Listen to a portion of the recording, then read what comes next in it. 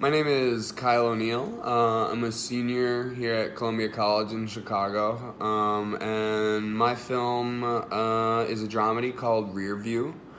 And it's about two sisters, Sydney and Jade, who attempt to regain their inheritance by enduring their father's mapped 2-week journey across America, all the while their father's ex-wife is trying to derail their journey.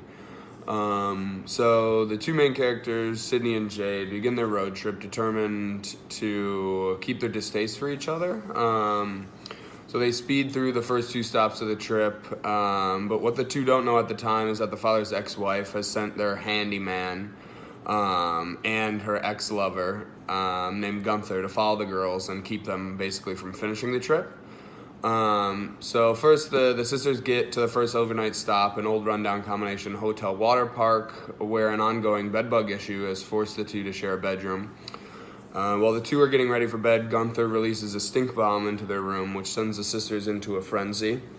The two flee the hotel and seek shelter in their car. The next morning, they set out on the road. After 5 hours of silence, the sisters are confronted with a growing blizzard.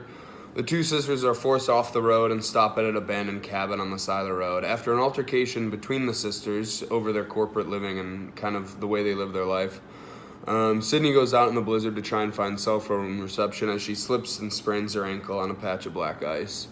After some time, Jade becomes concerned and ventures out to look for her sister. So the snow has really at this time created a whiteout, making it impossible to see.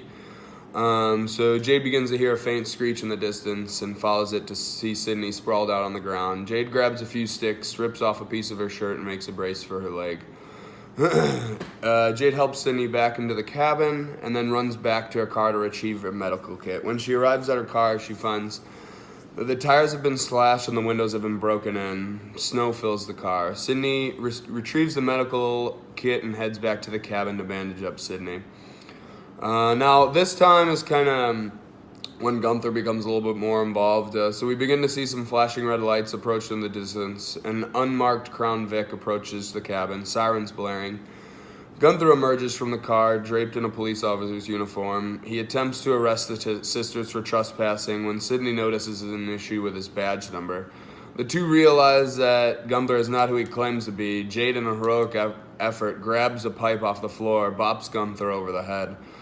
The two narrowly escaping Gunther's car to discover that in his car, too, there's this entire, basically, file on them with their photos, information. They also find Gunther's notebook with a payment statement linking him to their father's ex-wife. So they kind of know that she's been the one trying to derail their trip thus far. So this is to report Gunther to the police for impersonating an officer. He quickly rolls on Heather, the ex-wife, claiming her to be the mastermind. And the two sisters are now, this kind of brings them together a little bit and almost gets them to, not hate on each other so much. At the end, Sydney and Jade come to the realization that people aren't always one thing, that you can be good and bad, and that time heals all wounds. Thanks.